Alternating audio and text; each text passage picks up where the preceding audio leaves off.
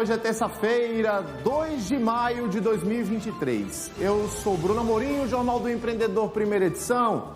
Começa agora. Desempenho da pequena indústria fica acima da média no primeiro trimestre, mas situação financeira apresenta recuo.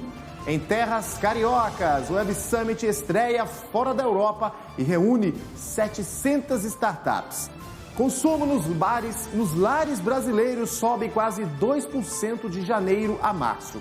Tudo isso e muito mais você confere aqui e agora no Jornal do Empreendedor, primeira edição.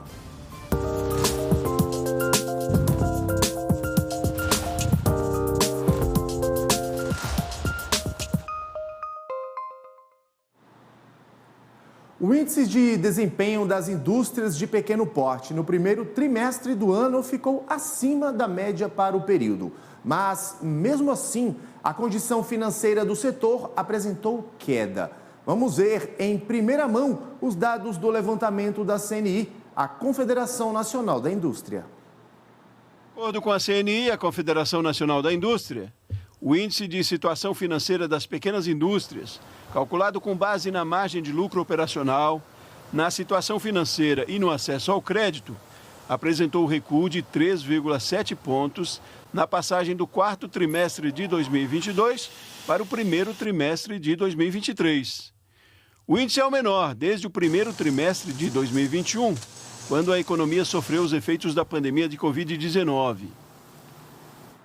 E os dados da CNI mostram que as pequenas indústrias mantiveram um bom desempenho, mas a situação financeira piorou. O panorama da pequena indústria elenca 4 indicadores: desempenho, situação financeira, perspectivas e índice de confiança. E a Paula Verlangeiro, analista de políticas e indústria da CNI, vai ajudar a gente aí a esclarecer este panorama. Bom dia, Paula. Seja muito bem-vindo ao Jornal do Empreendedor, primeira edição. Bom dia, Bruno. Bom dia a todos. Paula, esses dados do panorama da pequena indústria serão divulgados hoje, né, pela CNI. Quantos empresários foram ouvidos e de quais setores? Nesse primeiro trimestre foram ouvidos 810 empresários das indústrias de pequeno porte, extrativa, de transformação e da construção.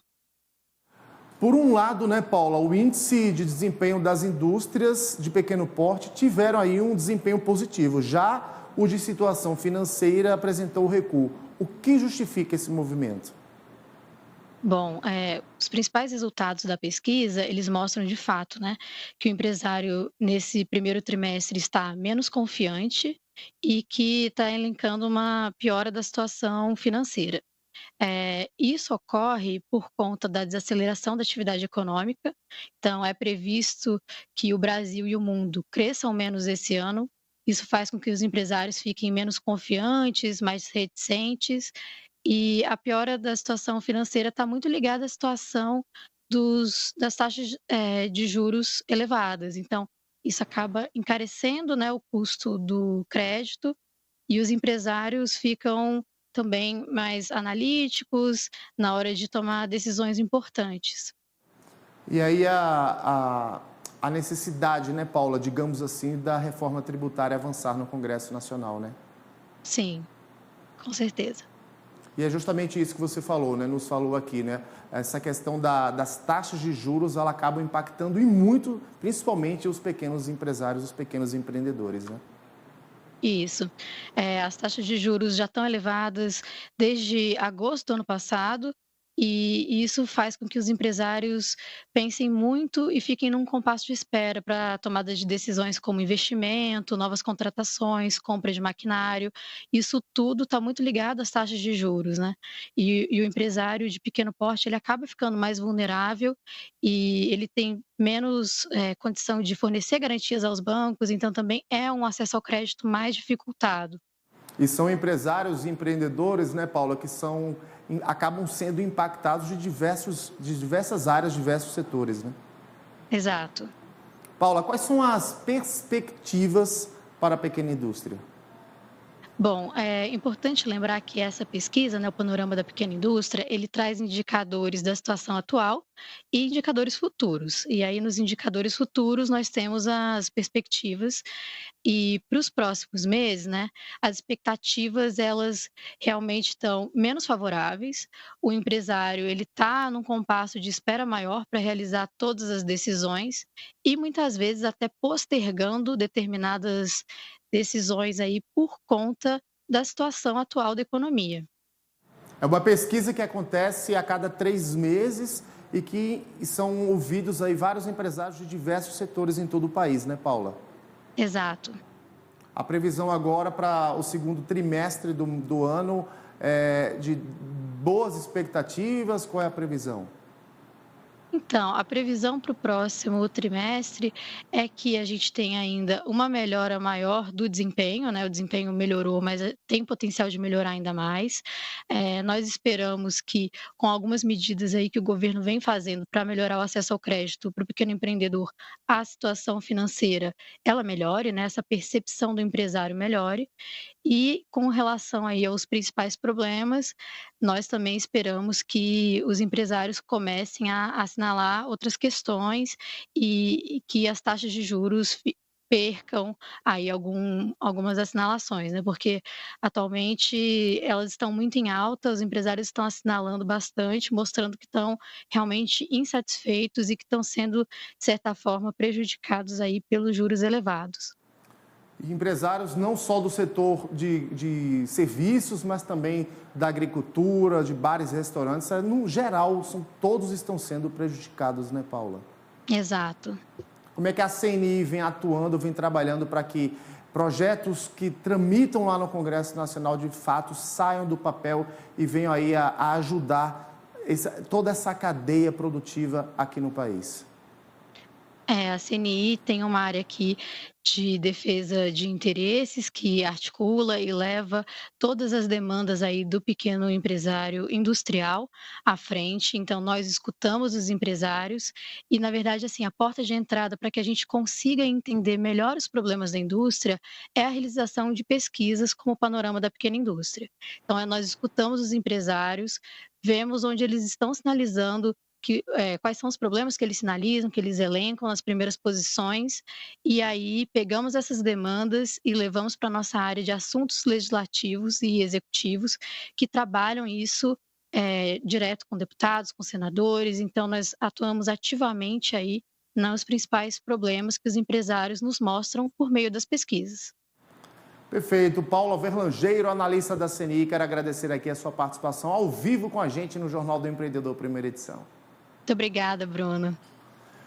Mudando de assunto, o governo articula medidas para diminuir o endividamento das pequenas empresas que chegam a comprometer mais de 30% do custo mensal com o pagamento de dívidas. Veja na reportagem de Camila Xavier. 3 em cada 10 pequenos negócios estão com dívidas em atraso. Os microempreendedores individuais são os mais prejudicados. Cerca de 63% têm, no mínimo, 30% dos custos mensais comprometidos com dívidas. Os dados são da pesquisa Pulso, realizado pelo Sebrae em parceria com o IBGE. E esse quadro foi discutido em uma audiência pública na Câmara dos Deputados. Formar um mutirão para que efetivamente a gente tenha um ambiente mais favorável para o desenvolvimento dos pequenos negócios no nosso país. Os fatores para o alto percentual de endividamento dos pequenos negócios são a inflação e a consequente elevação da taxa de juros, seguidos ainda do período de lockdown por causa da pandemia do coronavírus, que impactam até hoje os custos operacionais das empresas. E com a taxa de juros alta, os empréstimos ficaram mais caros, principalmente nas operações de crédito com taxas pós-fixadas que têm a Selic como referência. O secretário de Micro e Pequena Empresa e Empreendedorismo do Ministério do Desenvolvimento, Indústria, Comércio e Serviços, Milton Coelho, sugeriu que o Executivo e o Legislativo se unam para propor medidas de curto prazo a fim de reduzir o atual nível da taxa básica de juros. Não há fundo público nem privado que sustente uma economia à base de uma taxa de juros de 13,75. E mais, nós precisamos que essa queda seja acelerada para que as políticas possam produzir o resultado a tempo de evitar o fechamento que já vem ocorrendo de diversos negócios no Brasil inteiro. Os dados são alarmantes. O indicador de inadimplência da Serasa Experian, divulgado no final do ano passado, revela que 6.300.000 empresas brasileiras estão com dívidas atrasadas. Esse número é ainda mais preocupante quando se refere aos pequenos negócios, já que aproximadamente 70% dos 20 milhões de empresas ativas no Brasil são MEIs. Os setores mais afetados são os de serviços, nas áreas de economia criativa, turismo, moda, beleza e artesanato. O Sebrae, no primeiro momento, mergulhou em 39 setores, que ocupavam 80% das empresas e quase 90% dos postos de trabalho, porque a pequena empresa ela é central na questão de manutenção do emprego, da ocupação e do emprego. Há alguns setores, dado a digitalização, dada a questão da saúde, eles tiveram um desempenho menos afetado, mas ainda assim todos eles, neste período que a gente acompanhou da pandemia, de 20 a 22, todos impactados negativamente. O secretário Milton Coelho anunciou que será criada uma linha de crédito para os artesãos. Nós estamos recriando ou reestruturando o programa do artesanato brasileiro. Vamos dar um elevado impulso ao artesanato brasileiro a partir desse novo programa do PAB, que já é de conhecimento de todos que atuam na área do artesanato e da cultura, mas nós precisamos estruturar como uma atividade econômica que possam dar subsistência, sobrevivência econômica a quem vive do artesanato, a quem é artesão. Outro assunto discutido na audiência pública foi o PRONAMP, o Programa Nacional de Apoio às Microempresas e Empresas de Pequeno Porte. Dados do Sebrae mostram que 50% das pequenas empresas não buscaram crédito e das que buscaram, apenas 55% conseguiram. Tita Dias atua no ramo de alimentos e conseguiu o empréstimo, mas está endividada. Eu paguei 3 parcelas do PRONAMP, a 4ª eu não consegui pagar. A 5ª também não, a 6ª também não, a 7ª também não. O que aconteceu foi meu contrato para o jurídico da Caixa. Eu estou sendo executada. E a partir daí, mesmo que o mês fique melhor e eu possa pagar, eu não posso. Então está uma bola de neve. Para melhorar a situação dos pequenos empreendedores, o governo alterou a lei que regulamenta o PRONAMP. O prazo para pagar os empréstimos passou de 48 para 72 meses. A carência para o início do pagamento é de 12 meses. E no próximo bloco, novo perfil de quem empreende em bares e restaurantes. Eu volto daqui a pouquinho, não sai daí.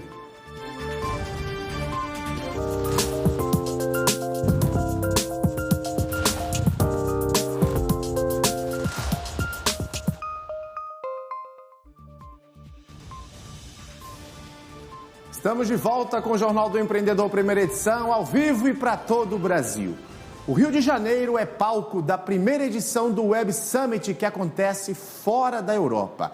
O maior evento de tecnologia e inovação do mundo vai até quinta-feira e recebe empresários e especialistas de diversos países.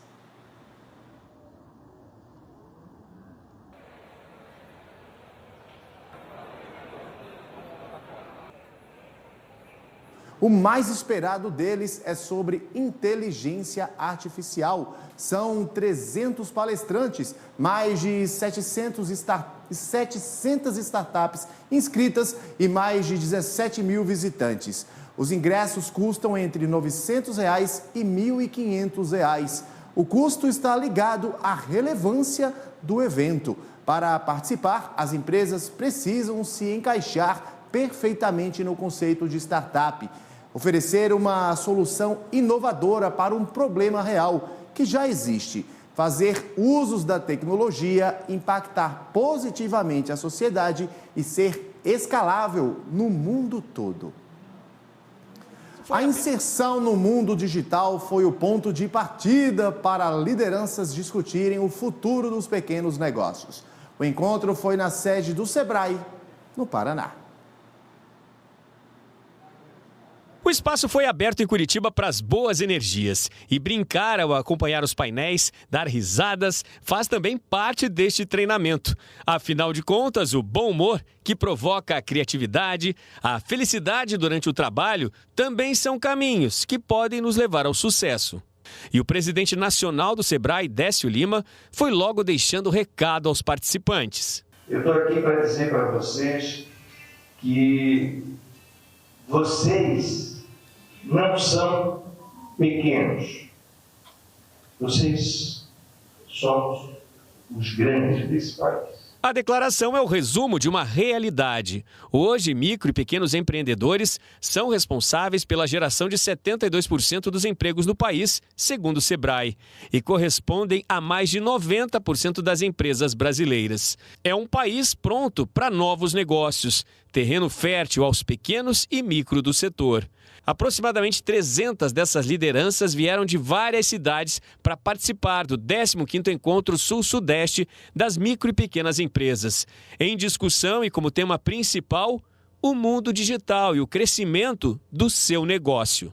A capacitação é um dos conceitos fundamentais dos quais o Sebrae historicamente tem desenvolvido nos seus 50 anos. Não só a capacitação, garantir a ele um processo de gestão, garantir o acesso ao crédito com segurança e, como disse, cada vez mais impulsionar a cultura empreendedora que hoje já reúne 60% do sonho do povo brasileiro, que é ser pequeno empreendedor. O presidente nacional do Sebrae falou também sobre as prioridades aos pequenos e microempreendedores e reforçou as críticas às altas taxas de juros no país, que viram entraves, muitas vezes, a quem planeja a formalização no mundo dos negócios. A redução da taxa de juros, do Selic, é uma luta não só do Sebrae, não só do governo federal, tem que ser uma luta de todos aqueles micro e pequenos empreendedores que protagonizam a economia do Brasil em todos os cantinhos do nosso país. Em um dos painéis do encontro, o diretor técnico do Sebrae, Bruno Quick,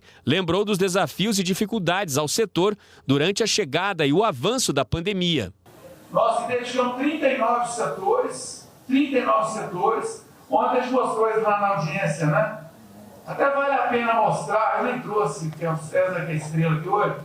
A gente foi ver o que estava acontecendo, como é que impactou cada setor. Entre as metas em Curitiba estavam o fortalecimento do associativismo a partir da ampliação de relacionamentos entre micro e pequenas empresas e da troca de experiências, a sensibilização de setores sobre associativismo e debater políticas de tecnologia e inovação como apoio e fortalecimento dos pequenos negócios. O setor das micro e pequenas empresas é responsável hoje por aproximadamente 30% do PIB brasileiro, de acordo com o Sebrae.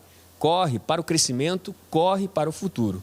No encontro em Curitiba, não apenas o crescimento a partir do mundo digital esteve entre os assuntos discutidos. O fortalecimento das lideranças femininas nas empresas também esteve nos painéis apresentados na capital paranaense. Foi o assunto trazido pela Adriana Cordeiro, que se preocupou em tratar sobre o protagonismo da mulher empreendedora. Há uma pesquisa recente da Confederação Nacional dos Lojistas que diz que mais de 50% das mulheres que empreendem é por necessidade. E muitos a gente viu agora na pandemia que mulheres acabaram perdendo o marido, acabaram tendo que se reinventar no mercado de trabalho, encontraram no empreendedorismo uma forma de manter a sua subsistência, de manter sua família, seus filhos. Então a gente entende que empreender é uma filosofia de vida, que as mulheres conseguem com isso ter mais autonomia e conquistar todos os seus sonhos e objetivos. Diante dessas lideranças, em cada região e setor onde atuam, está uma estrada e muitos desafios. A capacitação pelos caminhos digitais, definitivamente, com o olhar disciplinado do empresário, vai levá-los ao crescimento e ao sucesso. Muitas vezes o pequeno empreendedor não consegue ter essa visão. A visão das ferramentas existentes, das plataformas existentes, para que ele esteja nessa plataforma global, na vitrine global, que é a partir da internet, né, e todos esses instrumentos existentes. Mas qual é a dificuldade que ele tem? Às vezes o desconhecimento em relação a uma tecnologia, e a Conamp fomenta a disseminação de novas tecnologias para prepará-lo, né? O consumo nos lares brasileiros, medido pela Associação Brasileira de Supermercados, encerrou o primeiro trimestre com alta de 1,98%. Na comparação de março com fevereiro, o aumento foi de 7,29%. E na relação de março de 2023 com o mesmo mês de 2022, a alta foi de 4,58%. O resultado contempla os formatos de loja atacarejo, supermercado convencional, loja de vizinhança, hipermercado, minimercado e e-commerce. E de acordo com a associação, alguns dos fatores que influenciaram a alta do consumo foram a menor pressão da inflação nos alimentos, a compra de produtos para a Páscoa e o adicional de R$ 150 por crianças de até 6 anos para 8 milhões de famílias inscritas nos programas de transferência de renda do governo federal. E o perfil de quem empreende em bares e restaurantes está mudando em comparação com outras áreas da economia. Vamos saber quais são essas alterações com o Matheus Daniel, ele que é representante da Abracel, Associação Brasileira de Bares e Restaurantes. Matheus, seja muito bem-vindo ao Jornal do Empreendedor, primeira edição. Um bom dia para você. Bom dia, Bruno. Um bom dia aí aos telespectadores. É um prazer estar aqui com vocês para falar do empreendedorismo no setor o qual a Abracel representa. Matheus, o que é que esse estudo inédito revela sobre o atual cenário de bares e restaurantes? O principal, Bruno, é que a gente começou, a gente entrou na pandemia ali em 2020 com 50% do setor formado por microempreendedor individual. E a pandemia, que afetou tanto o nosso setor, fez com que várias pessoas ficassem desempregadas. E hoje a realidade é que 68% do setor já é formado por esse microempreendedor individual que fatura aí até R$81 mil por ano. É aquela cozinheira, aquele garçom, que sabe lidar com o negócio, com o nosso ambiente aqui dos bares e restaurantes e decidiu empreender por questão de sobrevivência, e porque tinha aquele conhecimento. Então, acaba que o setor ele promove isso, ele é um formador de oportunidade para as pessoas que estão no setor. Matheus, qual o perfil desse levantamento? São empreendedores mais jovens, mulheres? Normalmente, a gente fez um estudo também entre 250 mil estabelecimentos que têm sócios. 45% desses sócios têm entre 21 e 40 anos, ou seja, a juventude realmente está aí empreendendo. E desses 250 mil, 38% são de mulheres. Isso a gente está falando de quem empreende, quem está ali empreendendo. Se a gente pegar quem está trabalhando, o setor ele é formado predominantemente por mulheres, 52%. E esse número de 45%, ele é bem maior do que, por exemplo, no comércio, com 37%, na indústria, com 32%, na construção, com 35%. Ou seja, o bar e restaurante ele tem porta de entrada, principalmente para o jovem ali que quer empreender, quer muitas vezes financiar o seu estudo com esse empreendimento que ele tem. E falando da participação das mulheres, Matheus, qual a importância delas nesse cenário? A importância das mulheres é indiscutível, São elas que dão o dom ali, dão a graça aos bares e restaurantes. As mulheres hoje, muitas aí chefes de família, têm que sustentar a família e elas têm uma raça mesmo para poder tocar o negócio em frente. A gente vê que o pessoal que começa a empreender, normalmente as cozinheiras, aquela pessoa que já tem o tino de cozinhar, ela acaba procurando também formação, vai procurar o Sebrae, vai procurar a Abracel para ter mais formação, porque ela sabe cozinhar. Uma coisa é cozinhar, outra coisa é empreender, gerir essa loucura que é o nosso manicômio tributário, que se Deus quiser vai simplificar. Então, eles acabam buscando conhecimento, a gente vai qualificando, e cada vez que passa, essas mulheres e esses empreendedores em geral estão mais qualificados. Esse que é o objetivo da gente, para ter um mercado empreendedor forte, que a mortalidade não seja tão grande quanto ainda é. E de fato, Matheus, o setor é um dos maiores geradores de empregos do país, Exatamente. A gente está aí gerando hoje 6 milhões de empregos, 52% para mulheres, Se a gente pegar entre pretos e pardos, representam 61% dos trabalhadores. Né? E a geração, principalmente, Bruno, do primeiro emprego. Né? Na hora que a gente fala desse jovem que ainda não tem qualificação, o bar e restaurante, ele é porta de entrada para esse jovem. Ele começa a ter condição de fazer um curso técnico, de fazer uma faculdade. Então, ele acaba utilizando os bares e restaurantes como forma de gerar renda para financiar o seu estudo, porque muitas vezes ele não vai ficar no bar e restaurante, ele vai procurar um outro trabalho, vai se qualificar, mas o bar e restaurante é sim um momento de entrada no mercado de trabalho para esses jovens. Matheus Daniel, líder da Abrazel, quero agradecer aqui a sua participação com a gente no Jornal do Empreendedor, primeira edição. Eu que agradeço a participação e a Abrazel fica sempre à disposição. Grande abraço e boa semana a todos. E o Jornal do Empreendedor, primeira edição, fica por aqui. Outras notícias às 11h30 da manhã com meu colega Sebastião Garcia. Eu volto amanhã. Até lá. Tchau.